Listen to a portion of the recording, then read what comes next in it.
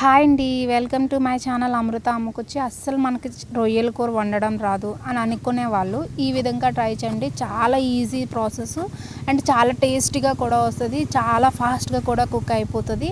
So first అయితే ఆయిల్లో రొయ్యలు ఫ్రై చేసుకోవాలి. కొంచెం ఆయిల్ వేసుకొని అందులో రొయ్యలు వేసుకొని అది నీసు వాసన ఉంటుంది కదా, అది ఆ స్మెల్ పోవాలంటే అందులో కొంచెం పసుపు అండ్ కరివేపాకు యాడ్ చేసుకోవాలి.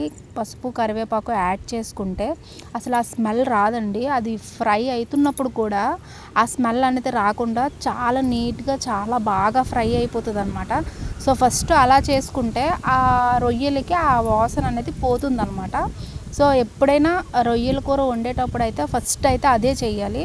కొంచెం అందులో మనం రోస్ట్ చేసుకోవాలన్నమాట.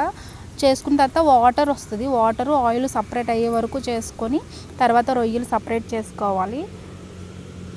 రొయ్యలు సపరేట్ చేసుకున్న తర్వాత కొంచెం ఉల్లిపాయలు అందులోనే ఆ ఆయిల్లోనే ఉల్లిపాయలు, టమాటాలు, పచ్చిమిరపకాయలు, కరివేపాకు, పుదీనా అవన్నీ వేసేయాలండి. వేసేసి అంటే అవన్నీ ఒకేసారి వేసుకోవచ్చు. కొంచెం అల్లం వెల్లుల్లి పేస్టు అండ్ సాల్ట్ యాడ్ చేసుకోవాలి. యాడ్ చేసుకొని అందులో రొయ్యలు కూడా యాడ్ చేసుకోవాలి. కొంచెం పసుపు వేసుకోండి. ఆల్రెడీ అందులో మనం రొయ్యల్లో కొంచెం పసుపు వేసాం కదా, ఇందులో కొంచెం పసుపు వేసుకొని అందులో రొయ్యలు కూడా యాడ్ చేసుకోవాలి. యాడ్ చేసుకొని కొంచెం మగ్గనివ్వాలన్నమాట. అది లో ఫ్లేమ్లో పెట్టి నీట్గా అది మగ్గనివ్వాలి. తర్వాత మనకి నేనైతే ఇంట్లోనే మసాలా పొడి ట్రై చేసుకున్నానండి. ఆ మసాలా పొడి వేసుకొని అందులోంచి కొంచెం టమాటాది వేసాం కాబట్టి వాటర్ వేయవలసిన అవసరం లేదు. దగ్గరగా మగ్గనిచ్చే వరకు ఉండాలి. కొంచెం సేపు అయిన తర్వాత మళ్ళీ తీసి మళ్ళీ కలుపుకోవాలి. ఇంకొంచెం మగ్గనివ్వాలి. అండ్ సాల్ట్ అనేది సరిపెట్టుకొని వేసుకోవాలండి.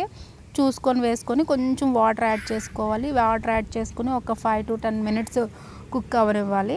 కుక్ అయిన తర్వాత కొత్తిమీర వేసుకొని గార్నిష్ చేసుకోవడమే. చాలా టేస్టీగా ఉంటుంది అండ్ చాలా ఈజీ ప్రాసెస్. అస్సలు రొయ్యల కూర వండడం రాలేని వాళ్ళు కూడా చాలా ఈజీగా వండేయచ్చు. ఇప్పటి వరకు మీలో ఎవరైనా ట్రై చేయకపోతే ట్రై చేయండి. అలాగే వీడియో నచ్చితే లైక్ చేయండి, షేర్ చేయండి, సబ్స్క్రైబ్ చేయండి. ఎందుకంటే నేను మళ్ళీ కనిపించాలి కదా. Thank you so much.